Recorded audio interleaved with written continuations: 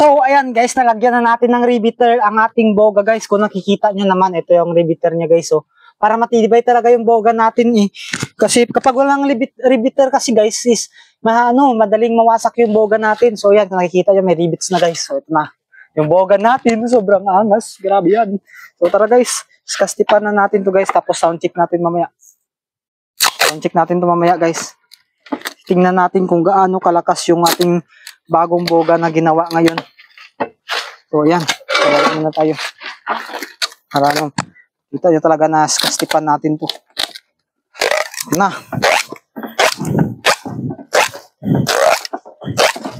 Kastipan natin to guys. Grabe, excited na ako kung gaano kalakas yung boga natin na bagong gawa na to.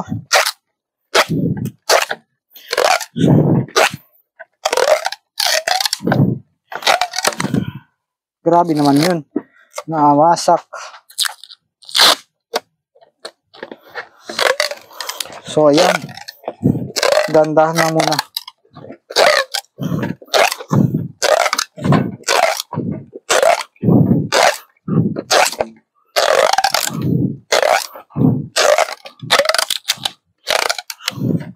So, grabe naman to. Sobrang tibay naman ng ano nito. Hindi na ito mawasak guys.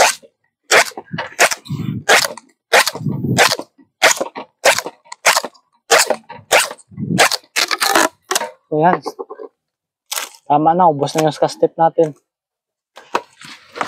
So ayan na guys. Ito na. Lo. Meron pa rin butas dito. Merong pang singaw. Lang. Lagyan natin dito.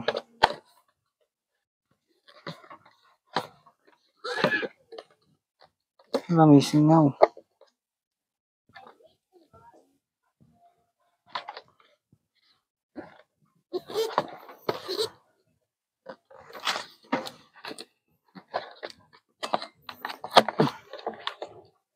Ay, hindi. Hindi pwede guys. So, ayan guys, sound check na natin to guys. Ay, kaso wala pa palang nalagyan ng ano. Ng cricket.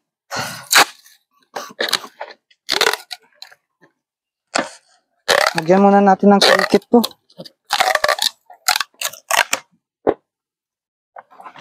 Tara. Saan natin lagyan ng cricket dito? Grabe naman yan. Tingnan naman guys, sobrang angas guys. Kita nyo?